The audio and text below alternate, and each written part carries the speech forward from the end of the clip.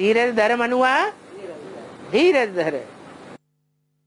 பொறுமையாக இருங்கள் மனிதர்களே, பொறுமையாக இருங்கள்.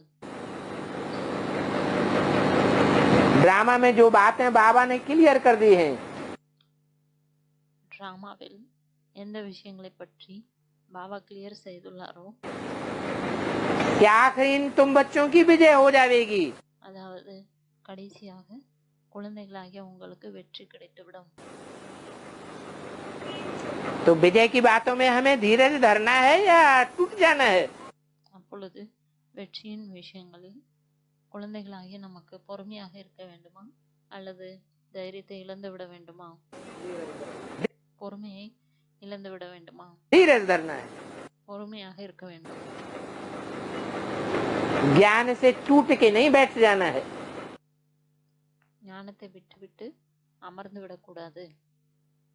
आत्मीयता हमारी बढ़ती जाए, ஆன்மீக தன்மை நம்முடையது அதிகரித்து கொண்டே போக வேண்டும்.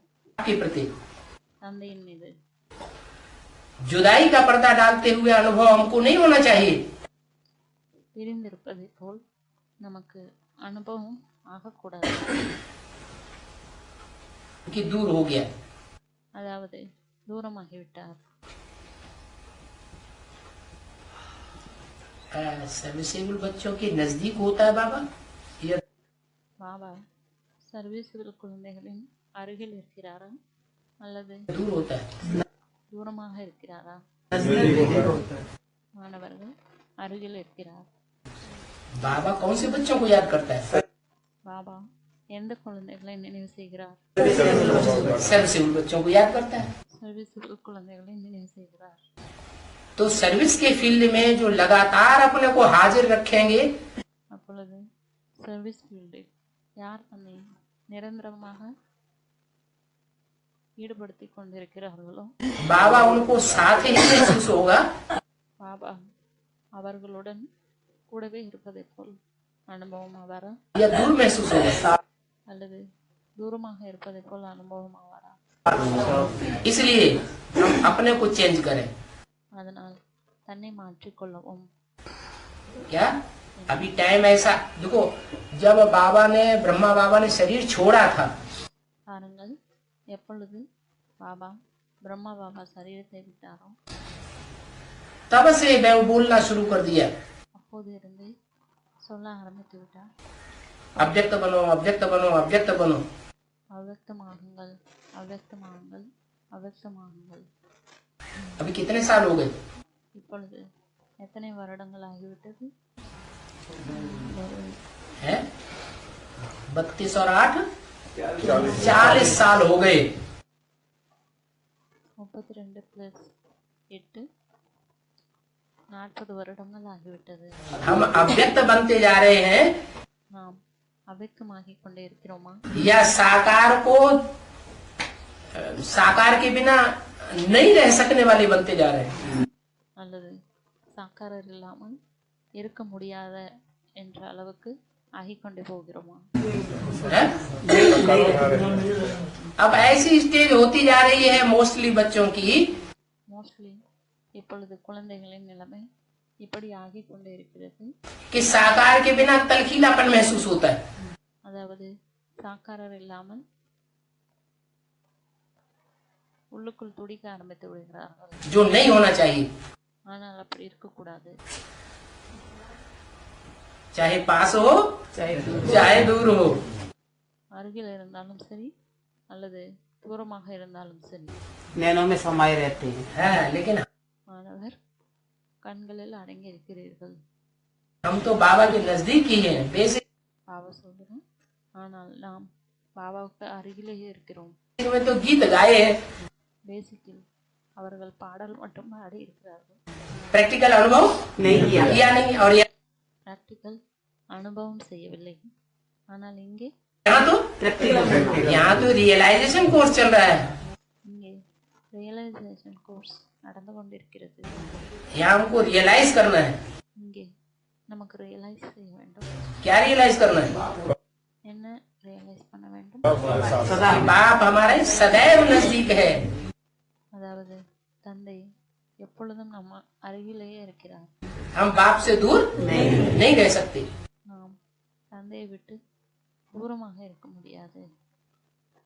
ये बिंदु की नॉलेज ने இந்த புள்ளியின் நாலேஜ், बिंदु की याद की शक्ति से புள்ளியின் நினைவின் சக்தியின் மூலமாக आत्मा को सूक्ष्म स्टेज वाला बना दिया। ஆத்மாவை சூட்சும ஸ்டேஜை உடையவர்களாக ஆக்கிவிடுகிறது.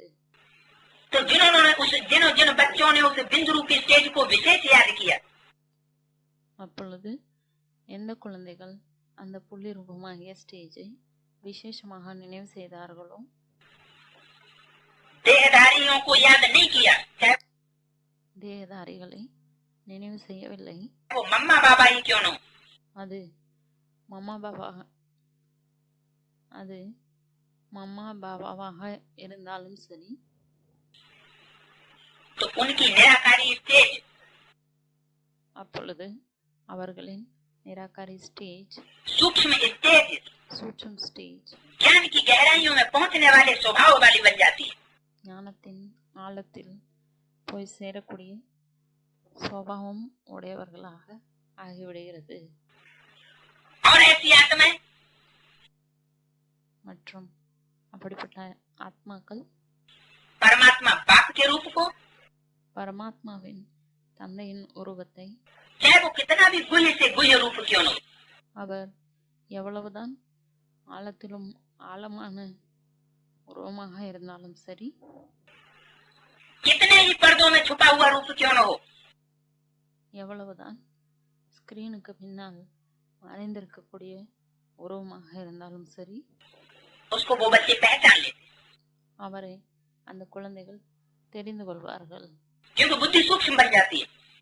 ஏனென்றால் புத்தி சூட்சமும் ஆகிவிடுகிறது. बिंदु को याद करने से புள்ளியை நினைவு செய்வதனால். तो बताया அப்பொழுது சொல்கிறார், कि पहले तुम बच्चे देह अभिमानी, முதலில் குழந்தைகளாகிய நீங்கள் தேக அபிமானிகளாக இருந்தீர்கள், और अब மற்றும் இப்பொழுது तुम्हारी आत्मा रूपी सुई की सारी कट இப்பொழுது குழந்தைகளாகிய உங்களின் ஆத்மா ரூபமாகிய ஊசியின் அனைத்து துருவும் उतर गई। நீங்கிவிட்டது. तो जब सारी कट आत्मा की उतर जाती है, எப்பொழுது ஆத்மாவின் அனைத்து துருவும் நீங்கி விடுகிறதோ, तो तुम डायरेक्ट बाप से जाकर के चिपक जाते हो। அப்பொழுது நீங்கள் டைரக்ட் தந்தையுடன் போய் ஒட்டிக் கொள்கிறீர்கள். जैसे चुंबक में सुई जाकर के चिपक जाती, எப்படி காந்தத்தில் ஊசி போய் ஒட்டிக் கொள்கிறதோ, ऐसे तुम्हारी आत्मा की कट उतरने पर तुम भी बाप से जाकर के अटैच हो जाते। அப்படி உங்களுடைய ஆத்மாவின் துரு நீங்கிய பிறகு நீங்களும் தந்தையுடன் போய் ஒட்டிக்கொள்கிறீர்கள். मन बुद्धि से भी तो शरीर से भी जरूर, மனம் புத்தியின் மூலமாகவும் அப்பொழுது கண்டிப்பாக சரீரத்தின் மூலமாகவும் बाप तो जरूर पहुंचेगी। தந்தையிடம் கண்டிப்பாக போய் சேர்வீர்கள்.